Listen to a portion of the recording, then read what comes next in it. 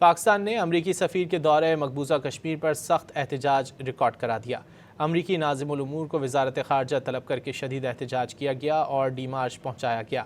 امریکی سفیر کے کشمیر کی حیثیت سے متعلق بیان پر پاکستان نے سخت اعتراض اٹھایا۔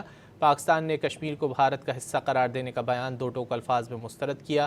پاکستان نے امریکی سفیر کے بیان کو حقائق کے منافی اور ناقابل قبول قرار دیتے ہوئے واضح کیا کہ جموں کشمیر بین الاقوامی طور پر تسلیم شدہ متنازع علاقہ ہے۔ جموں کشمیر کا حتمی فیصلہ متعلقہ اقوام متحدہ کی سلامتی کونسل کی قراردادوں اور کشمیری عوام کی امنگوں کے مطابق ہونا ہے۔